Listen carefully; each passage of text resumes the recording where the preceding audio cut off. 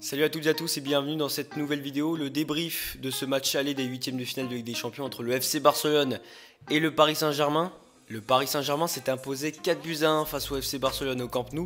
C'est la première fois dans l'histoire de la Ligue des Champions qu'un club français s'impose au Camp Nou. En 1984, le FC Metz avait réalisé cette performance, mais c'était en Coupe des Coupes, donc un autre format de la Coupe européenne. Hier soir, on a donc assisté à un véritable récital collectif de la part du Paris Saint-Germain. L'équipe est arrivée avec un véritable plan de jeu. Tous les joueurs étaient impliqués aussi bien défensivement qu'offensivement, mais ça c'est l'aspect tactique du match et j'en parlerai tout à l'heure dans la vidéo. On commence avec les faits de jeu et les performances individuelles, à commencer par Kylian Mbappé qui a inscrit un triplé hier soir. Le jeune attaquant français a enfin son match référence en Ligue des Champions avec le Paris Saint-Germain. Un triplé qui va beaucoup faire parler la presse internationale. Niveau statistique, c'est du solide. 4 tirs cadrés, 3 buts, 4 occasions créées, 80% de duels gagnés et 9 dribbles réussis sur 13 tentés. Dans le jeu, il a également répondu présent, de bons appels mais aussi performant en 1 contre 1. En recevant le ballon dans les pieds, il a su se montrer dangereux à chaque fois. La défense barcelonaise était aux abois, le bloc barcelonais était positionné trop haut, mais c'est surtout les Parisiens qui ont été excellents dans les transitions offensives. Sur le premier but, Mbappé fait preuve de sang-froid, malgré le peu d'espace, il fait parler ses qualités techniques pour se retrouver face à Ter Stegen. Sur le troisième but, il a aussi été impressionnant. Sans contrôle, il termine en pleine lucarne. En bref, il a été bon sur tous les plans hier soir. On a eu le Mbappé qu'on attendait, le Mbappé qu'on voulait dans les grands rendez-vous européens.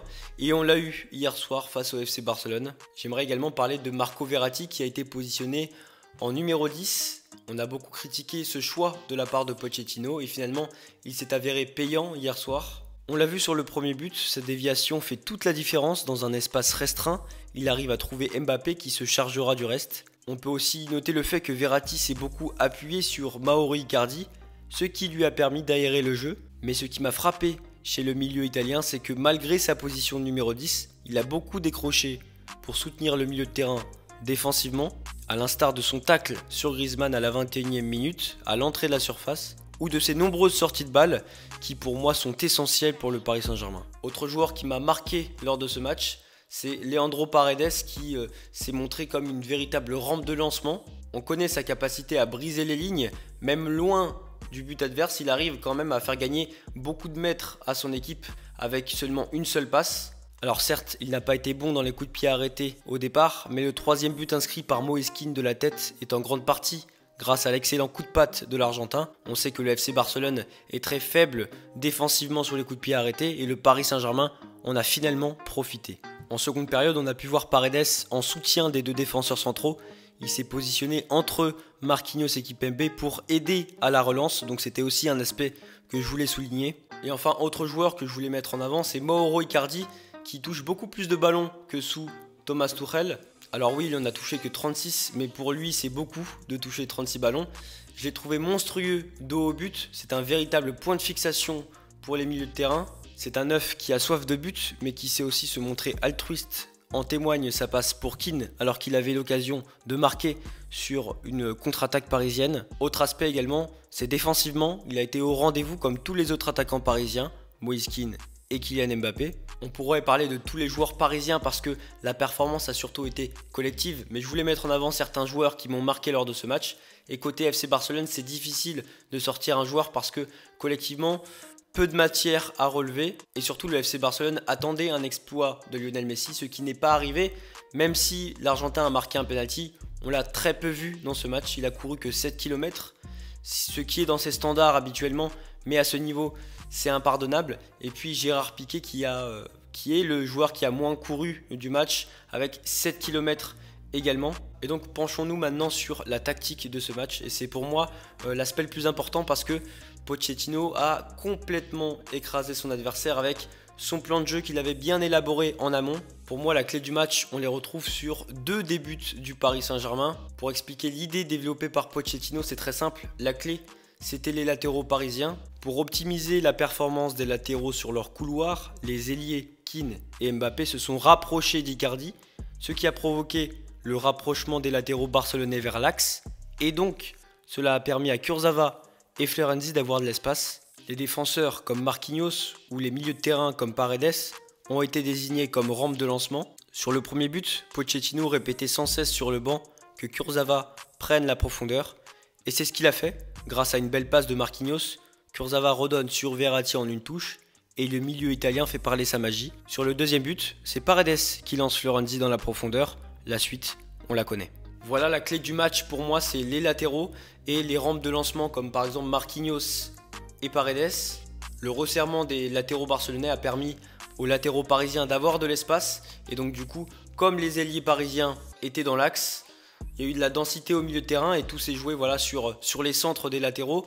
Donc c'est le cas sur 2 des buts du Paris Saint-Germain. À la portée du ballon, dans son camp, le Paris Saint-Germain ressortait très bien son ballon, que ce soit par les défenseurs puis par les milieux de terrain.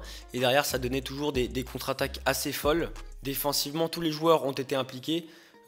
Bon positionnement de la plupart des joueurs avec 2 lignes très bien resserrées. Un joueur sortait toujours sur le porteur du ballon barcelonais. Les 2 lignes sont toujours très resserrées. Et donc peu de solutions pour un FC Barcelone en manque d'inspiration. L'entrée de Trincao et sa chevauchée prouvent l'absence de construction collective des Blaugrana. Avec une très bonne seconde période, le PSG l'était moins bien dans le dernier quart d'heure de jeu, recroquevillé sur lui-même défensivement et avec quelques pertes de balles. Mais le but de Mbappé montre aussi que même dans la difficulté, le club peut se montrer dangereux. Sur la contre-attaque, les passes en une touche se succèdent et Draxler, qui joue un grand rôle dans ce but, fixe la défense barcelonaise et donne au bon moment à Mbappé qui fait parler ses talents de finisseur. Voilà, j'ai beaucoup parlé du Paris Saint-Germain, de ses individualités et de son collectif dans cette vidéo, mais en même temps difficile de mettre en avant le travail collectif et individuel du FC Barcelone, tant la matière et la production de jeu du club a été faible hier soir. Pour les joueurs parisiens, comparé à la remontada de 2017, il n'y a pas eu de peur au Camp Nou. Alors certes, il y a eu beaucoup de changements en termes de joueurs, mais voilà, la psychologie et la peur peut rester dans un club pendant très longtemps. Il y a sans doute des choses que j'ai pas pu forcément mettre en avant dans cette vidéo, mais en tout cas, tout ce que je peux dire, c'est que le Paris Saint-Germain a frappé un très grand coup face au FC Barcelone. Le match retour de ces huitièmes de finale de Ligue des Champions se déroulera le 10 mars prochain avec les retours de Neymar et de Di Maria, et il sera intéressant de voir comment ces 2 joueurs peuvent s'incruster dans ce système de jeu. J'ai hâte de voir ça. Il y a aussi autre chose que je voulais mettre en avant, c'est la déclaration de Pochettino après le match en conférence de presse. Il dit que la perfection n'existe pas et qu'il y aura toujours des choses à retravailler pour ses joueurs. Et donc je trouve que voilà, le coach et du coup l'équipe ont les pieds sur terre et montrent que rien n'est terminé, il y a encore un match retour à disputer. Et donc voilà, c'est la fin de cette vidéo, je vous remercie de m'avoir suivi. Avant de vous quitter, n'oubliez pas de vous abonner sur mon Instagram, je vous mets le lien dans la description. N'hésitez pas à me dire en commentaire ce que vous avez pensé de ce débrief. Je vous donne rendez-vous à la prochaine vidéo. Je vous remercie de m'avoir suivi, prenez soin de vous, ciao.